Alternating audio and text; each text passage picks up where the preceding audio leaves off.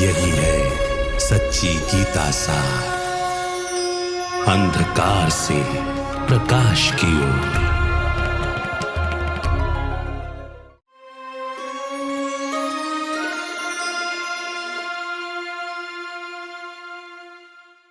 नमस्कार।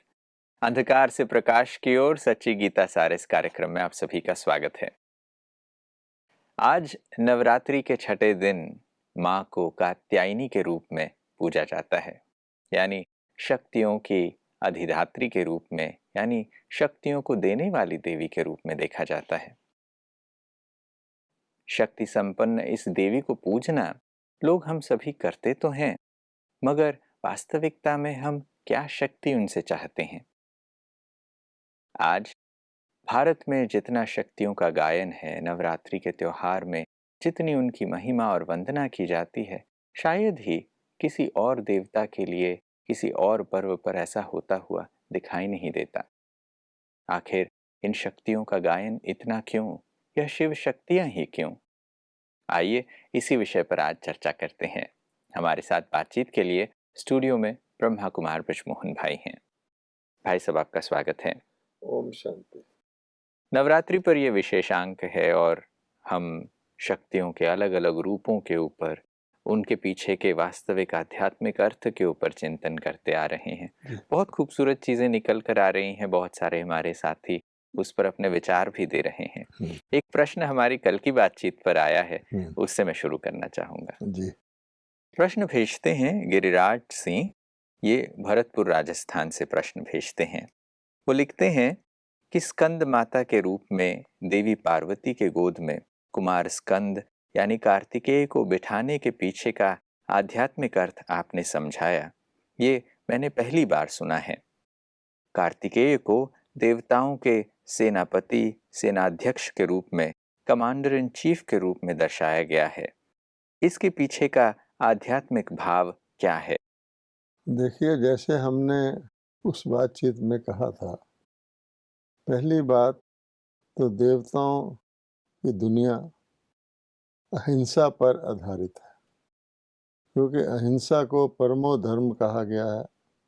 और देवताएं पूरे यानी धर्म की पुनः अच्छी तरह स्थापना जो भगवान ने की, उसके बाद के सतयुग में होते हैं। वहाँ कोई ना शत्रु होता है, ना किसी से वैर होता है, ना युद्ध की आवश्यकता पड़ती। तो इसलिए उस हिसाब से तो देवताओं ने असुरों से युद्ध किया आदि जो देव असुर संग्राम दिखाते हैं, उसी रूप से देवताओं के कमांडर इन चीफ उनको दिखा दिया गया। ऐसी कोई बात नहीं है, क्योंकि देवताओं ने कभी भी हिंसक युद्ध नहीं किया। और असुरों का तो पीरियड ही और है, असुरों का काल ही दूसरा है, उस समय देवता होते ही नहीं। अब फिर इसका आध्यात्मिक रहस्य क्या है? तो हम जानते हैं कि दुनिया जो अज्ञान में है, जो आत्मा में और मन में और बुद्धि में कोई फर्क नहीं समझती, तो आज सारी दुनिया माइंड ड्रिवन है। अर्थात उसका मन उनका जिस तरफ ले जाता है उस तरफ चले जाते हैं और वो भटकते रहते हैं, क्योंकि मन खुद ही भटकता रहता है। उसका कोई एम ऑब्जेक्ट तो है नहीं, तो जिधर को देखा उधर के हो लिए, कहीं दबाव के आधार से, कहीं लगाव के आधार से मन चलता रहता है। लेकिन भगवान आके ज्ञान देते हैं कि मन, तुम मन नहीं हो, तुम्हारा मन है और तुम आत्मा हो। इसलिए आत्मा को अगर हम राजा के रूप में देखें तो मन उसका कर्मचारी है। हम उसको कमांडर इन चीफ कह सकते हैं, महामंत्री। तो अब मन को आत्मा के कमांड के अंदर चलना है। तो जब तक तो आत्मा मन को कंट्रोल करती है तो सारी इंद्रियां भी कंट्रोल में रहती हैं, सब कुछ कंट्रोल में रहता है, प्रकृति भी कंट्रोल में रहती है। इसीलिए कहा जाता है मन जीते जगत जीत।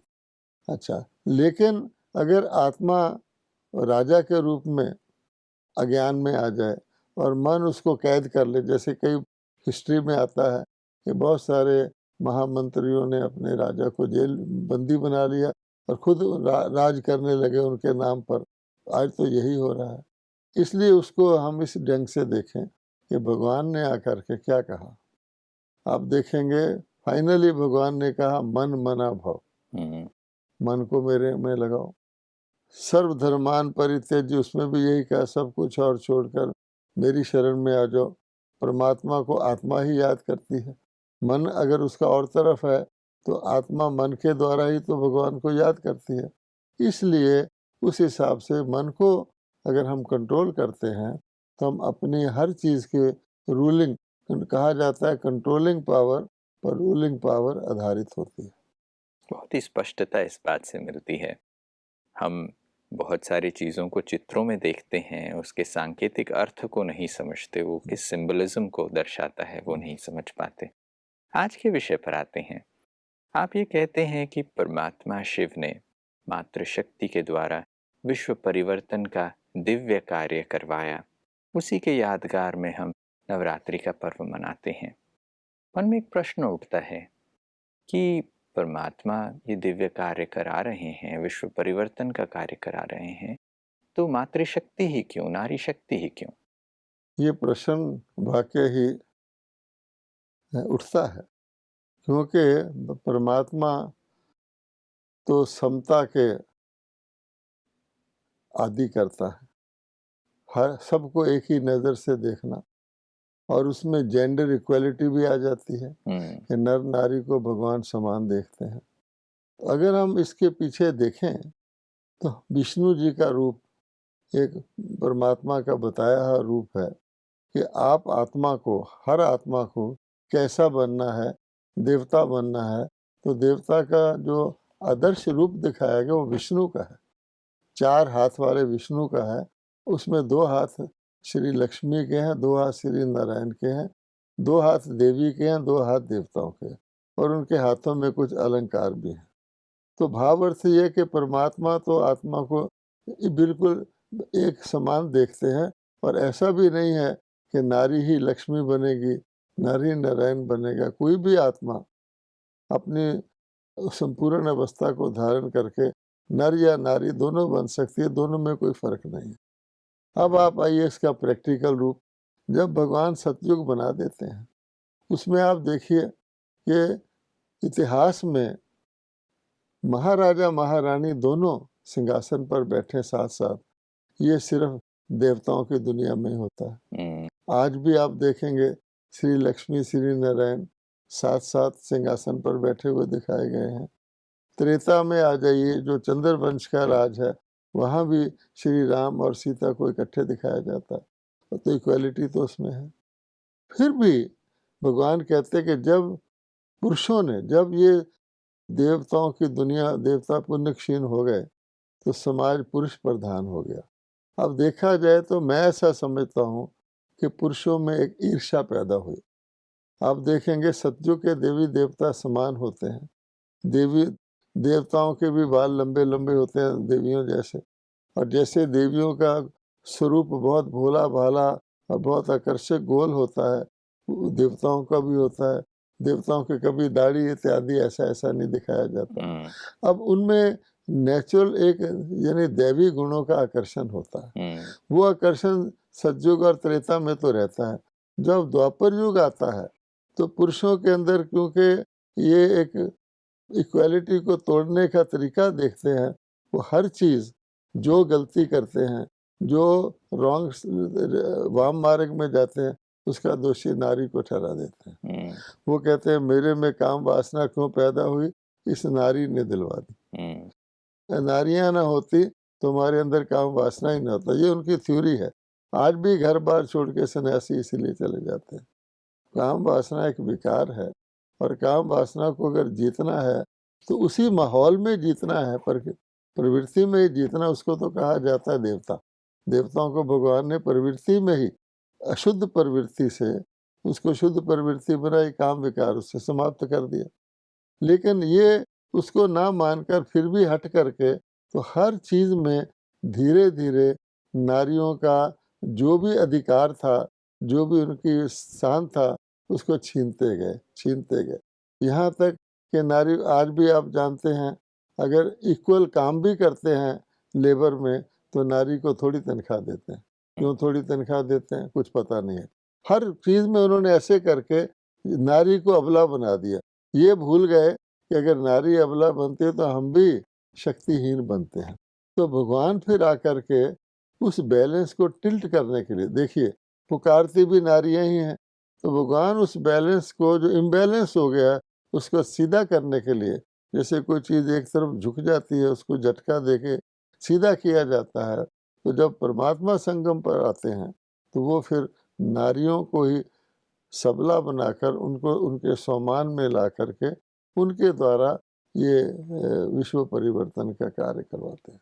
कि हमने पिछले बातचीत में बताया था कि परमात्मा ने ज्ञान दिया और ब्रह्मा के मुख के द्वारा प्रजा रची, जितने भी कलयुग के अंत में नर नारी थे उनको ज्ञान दिया, तो उसमें ज़रूर पुरुषों ने भी लिया होगा, नारियों में लिया हो गया, तो वो थे ब्रह्मा कुमार और कुमारी। लेकिन हम द्वापर से हमारे ऋषि मुनियों ने क्या किया, ब्राह्मण शब्द लगा दिया। हम कॉमनली ब्रह्मा कुमार कुमारी को ब्राह्मण कहते हैं, ब्राह्मण कुल कहते हैं, ब्रह्मा का कुल कहते हैं, ईश्वरी कुल कहते हैं, क्योंकि गीता में है देवताई संपदा और आसुरी संपदा।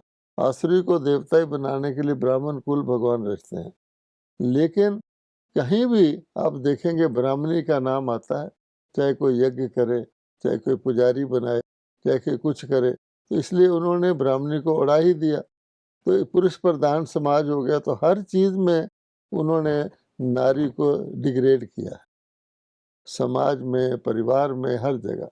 तो इसलिए भगवान वो कलश नारी को देते हैं ताकि वो पुनः अपने सम्मान में आ जाए।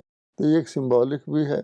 और आज भी दुनिया में आप देखेंगे, भारत में देखेंगे, कभी कभी जिस जगह भी नारी को स्थान मिला है, चाहे उसको किसी मंत्री बनने का मिला है, चाहे मुख्यमंत्री बनने का मिला है, प्रधानमंत्री बनने का मिला है, राष्ट्रपति का, उनकी परफॉर्मेंस लोग बड़ी गौर से देखते हैं और उनकी परफॉर्मेंस बेटर पाई जाती है, क्योंकि उनके अंदर वो परिवार का स्नेह होता है आदि आदि। कि परमात्मा ने नारी का मर्तबा जो लोग नीचे ले गए थे, पुरुष प्रधान समाज, उसका पुनः ऊपर लाया है और सारा कार्य ही परिवर्तन का नारी के द्वारा करवाया। बिल्कुल ये बात देखने को मिलती है कि हम एक और भारत में नारी शक्ति को, मातृशक्ति को एक ऊंची नज़र से देखते हैं। नवरात्रि के बारे में ये उसी की यादगार है। आप कह रहे हैं हम नदियों को माँ कह के पुकारते हैं, नदियों की पूजा वंदना इसी भाव से होती है, गीता को माँ कहते हैं, भारत माता कहते हैं, इत्यादि कहते हैं। ज़रूर इसमें कोई ना कोई बात रही होगी जो नारी के अंदर परमात्मा ये विशेषता देखते होंगे, जिनकी वजह से वो उनको ये कलश देते हैं, उनसे ये ज्ञान का वितरण करवाते हैं। वो विशेषताएं क्या हो सकती हैं? देखिए, परमात्मा ने नर और नारी को, जैसे हमने बताया, समान शिक्षा दी, उनको समान पद मिले। सारे ही देवी देवता आप देखेंगे तो इकट्ठे ही दिखाए जाते हैं, बल्कि गौर करेंगे तो देवी का नाम थोड़ा पहले आता है, परंतु उस समय की आत्माएं, चाहे वो देवता की थी चाहे देवी की थी, उनमें एक ही प्रकार की क्वालिफिकेशन थी, जिसको हम कहते हैं दैवी गुण। तो देवता की अगर कोई क्वालिफिकेशन पूछे कि देवता क्या थे, तो सर्व गुण संपन्न थे। देवताओं की क्वालिफिकेशन और सर्व गुण से फिर धीरे धीरे गुण संपन्न रह गए, एक दो गुण कम हो गए या गुणों की प्रकाष्ठा घट गई। अब देखिए, देवताओं की क्वालिफिकेशन में शक्ति का नाम ही नहीं आता। कभी किसी ने कहा ये देवता सर्वशक्ति संपन्न है, या ज्ञान का नाम नहीं आता कि किसी ने कहा ये देवता बहुत ज्ञानी है। तो देवताओं के तो गुण है, तो गुण क्योंकि बराबर है तो उनकी आकृति भी बराबर है, सिर्फ पुरुष और स्त्री का एक रूप है। लेकिन जब द्वापर में आते हैं, जो हमारे पुरुष प्रधान समाज नियम रचता है, मर्यादाएं रचता है, शास्त्र लिखता है, नारी को स्थान देता है, तो उसमें धीरे धीरे फर्क पड़ता जाता है। आप देखेंगे कि द्वापर में राज सिंहासन से नारी गायब, सिर्फ महाराजा ही रह जाते हैं। इसी प्रकार से बहुत सारी चीज़ों से नारी को निषेध किया गया, यहाँ तक कि नारी को शिव की पूजा भी निषेध है। आप देखिए, इस्लाम में नारी को मॉस्क में जाना निषेध। तो इस प्रकार करके जब थोड़ा सा फर्क पड़ जाता है तो बढ़ता जाता है। तो उस कारण से पुरुषों में जिसको कहा जाता है अग्रेसिवनेस आ गई। देवी देवताओं में पुरुष नारी में कोई फर्क नहीं था, लेकिन इनके स्वभाव में अग्रेसिवनेस आ गई, अथॉरिटी आ गई, और नारियों की उसी प्रकार से नम्रता रह गई। वो नम्रता कोई स्वाभाविक नहीं है, देवी देवताओं में स्वाभाविक थी, यहाँ मजबूरी की, अधीनता जिसको कहते हैं। तो बहुत फर्क हो गया। इसलिए भगवान कहते हैं कि नारी के जो असली गुण थे, अब उनके देवी देवताओं के ज़माने में तो आपको ना धैर्यता की आवश्यकता थी, ना मधुरता की आवश्यकता थी, क्योंकि वह तो नेचुरल था। लेकिन यहाँ पर जब बहुत समाज के अंदर बहुत ज़्यादा क्षमता आ जाती है, जैसे बहुत गर्मी हो जाए तो व्यक्ति एयर कंडीशनर ढूंढता है, सतयुग में गर्मी सर्दी इस तरह के नहीं, तो उस समय फिर नारी के ये जो गुण हैं बहुत काम आते हैं। सहनशीलता, हम रोज़ जानते हैं कि घरों में पुरुष शराब पी करके आ जाते हैं, पैसा खर्च करके आ जाते हैं, नारी को पीटते हैं, तो भी नारी सहन करके सब कुछ परिवार की इज्जत को भी संभालती है, करती है। धैर्यता, पुरुष उतावले होते हैं, घर में आएंगे जल्दी ऐसे करो, नारी ऐसे नहीं करेगी।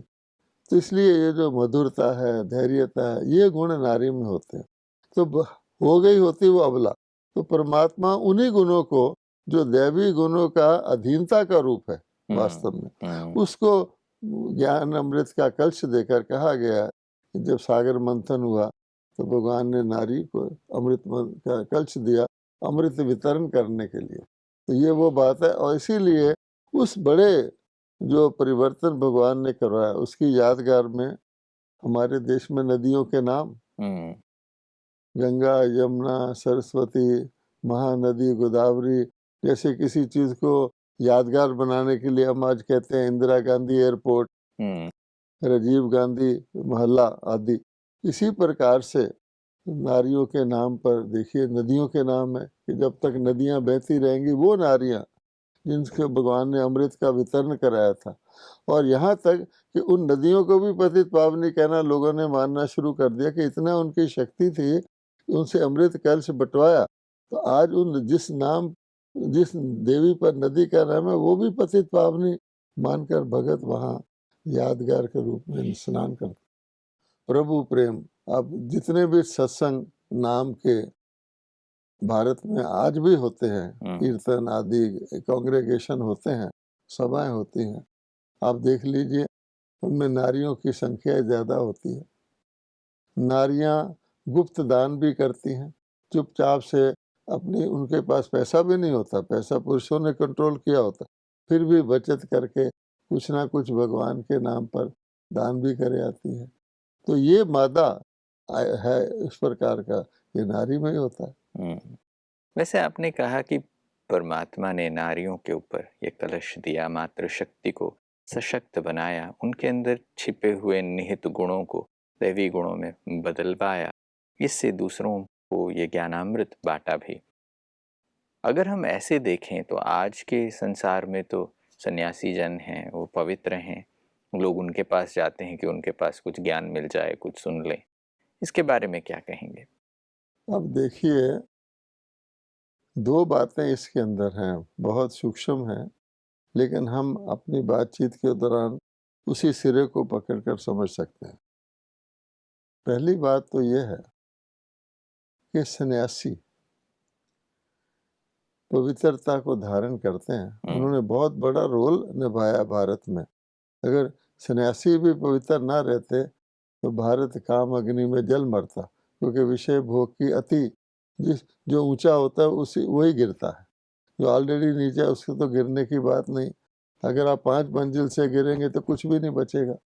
तो अन्य देश और धर्म तो बाद के आए हुए हैं, लेकिन जिसको स्टैंडर्ड ऑफ कैरेक्टर, एथिक्स और मॉरलिटी कहते हैं, वो नेचुरल था। और यह सन्यासियों ने देखा कि ये असली कारण विषय भोग है, क्योंकि उन्होंने देखा कि कुमारी का, अनमैरिड गर्ल का बहुत मान है और उसके अंदर बहुत स्वमान रहता है, उसको कोई पैसे वाला बड़ा छोटे का नहीं, अपने स्वमान में रहती है, अपनी इंसानियत के जज्बे में रहती है। तो सन्यासियों ने भी सन्यास किया। लेकिन कितने लोग, सारी दुनिया के लोग, सारे गृहस्थी लोग तो सन्यास नहीं कर सकते, तो अगर हमने राम राज्य बनाना है या देवी तो गृहस्थ दुनिया में बनाना है, जंगल में तो नहीं बनाना है। उन्होंने बहुत हठ वगैरह उनको करना पड़ता है, और वो भी कंप्लीट किसी प्रकार से पवित्रता को धारण नहीं कर पाते, क्योंकि उनका टेस्ट ही नहीं होता नेचुरल वेद में। इसलिए गीता में भगवान ने उनके लिए कहा है परित्राणे साधु नाम, इनको भी मैं ही इनका उद्धार करके इनको भी मेन स्ट्रीम में लाता हूँ कि तुम्हारा जन्म तो गृहस्थियों के पास ही होना है, तो तुम क्यों नहीं वहीं रह करके पवित्र बनो। दूसरी इम्पोर्टेंट बात यह है कि पवित्रता की धारणा की आवश्यकता पुरुषों को है। यद्यपि उन्होंने नारी पर दोष लगा दिया, तो आप देखेंगे तीर्थ यात्रा करने, गंगा स्नान करने, जितने भी उपाय करने हैं वो ज़्यादातर पुरुष लोग ही जाते हैं, और सारे पुरुष ही उस कैटेगरी में आ जाते हैं, क्योंकि भगवान ने कहा काम विकार को जीतो। तो काम विकार को बढ़ाने के निमित्त कौन बनता है? वेश्यालय कौन खोलता है? पुरुष खोलते हैं ना। इसलिए भगवान कहते हैं उनको आवश्यकता है, तो पुरुष पुरुष को शिक्षा देगा। ये एक ही बोट में सारे हैं तो दूसरा स्वीकार भी नहीं करेगा। नारियां पावन बनती हैं तो नारियों के द्वारा बहुत ही सॉफ्टली, क्योंकि ये काम विकार एक बहुत राक्षस की तरह किसी के अंदर प्रवेश कर जाए, बहुत कहानियां हैं, व्यक्ति पागल हो जाता, आपे से बाहर हो जाता। क्रोध विकार भी कम नहीं, आप रोज देखते हैं घरों में, आखिर रात तो 12 बजे तक झगड़े होते हैं, आखिर शांति नारी करवाती है, अच्छा भाई आप तो सो जाओ, इस प्रकार होता है। इसी प्रकार से अहंकार का विकार है। तो ये जो 5 विकार हैं इनसे छुड़वाना, जैसे आप देखेंगे दुनिया में भी कई ऐसे सॉफ्ट जॉब्स हैं जो नारी करती है।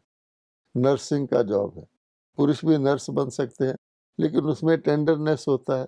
रिसेप्शनिस्ट का जॉब है, कहीं भी किसी प्रकार की हॉस्पिटैलिटी है, तो वो कार्य भगवान उसको कन्वर्ट करके ईश्वरीय कार्य में उस नारी के गुणों को लगाता है।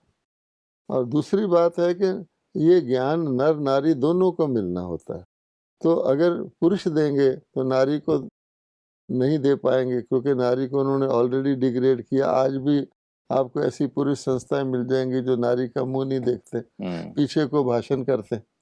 इसलिए नारी मोस्ट अप्रोप्रिएट थी परमात्मा के इस कार्य के लिए। और दूसरी, परमात्मा जो स्थापना करते हैं वो कोई संन्यास आश्रमों की नहीं करते हैं, कोई इस प्रकार की सेपरेटेड लाइफ से चीज़ों, पवित्र प्रवृत्ति मार्ग की स्थापना करते हैं। तो देवताएं सब फैमिली में थे लेकिन पवित्र थे, और वो देवलोक कहलाता था। आज भी फैमिली में है लेकिन अपवित्र हैं। वहाँ गृहस्थ को आश्रम कहते हैं, यहाँ गृहस्थ को जंजाल कहते हैं। वहाँ धर्म पत्नी धर्मपति कहते हैं, क्योंकि नेचुरली वो अपने धर्म का पालन करते हैं, पवित्र। यहाँ कुछ और कहते हैं, श्रीमान श्रीमती आदि कहते हैं। वो भी रॉन्ग शब्द लगाया है, क्योंकि श्री मैंने तो श्रेष्ठ होता है। बहुत ही स्पष्टता इस बात को मिली है कि परमात्मा आकर नारी शक्ति के द्वारा, मातृ शक्ति के द्वारा फिर से विश्व के परिवर्तन का कार्य करते हैं, और उसी के यादगार में नारियों के द्वारा जो इस ज्ञान का वितरण करवाते हैं, उन्हें शक्ति स्वरूपा बनाते हैं, उनके यादगार में ये नवरात्रि है। और भी नवरात्रि से जुड़े हुए प्रश्न हैं, उस विषयों पर चर्चा करेंगे, मगर आज आपने जो ये सुंदर प्रकाश दिया इसके लिए बहुत बहुत धन्यवाद। नमस्कार। ओम शांति। दोस्तों, आशा करते हैं कि आज की बातचीत में जो देवी को हम शक्ति स्वरूपा के रूप में, कात्यायनी के रूप में आज पूज रहे हैं, वो किस चीज़ की यादगार है वो समझ में आई हो। स्वयं परम पिता परमात्मा आकर नारी शक्ति को, मातृशक्ति को पुनः ज्ञान का कलश देकर उन्हें शक्ति स्वरूपा बनाते हैं। वो इस ज्ञान को पूरे विश्व में बांटती हैं, जिनके कारण आज भारत में नदियों के नाम, देवियों के नाम, भारत को स्वयं भारत माता के रूप में, मातृशक्ति के रूप में पूजा जाता है। आज की बातचीत में बस इतना ही। अगले एपिसोड में फिर मिलेंगे, तब तक के लिए नमस्कार।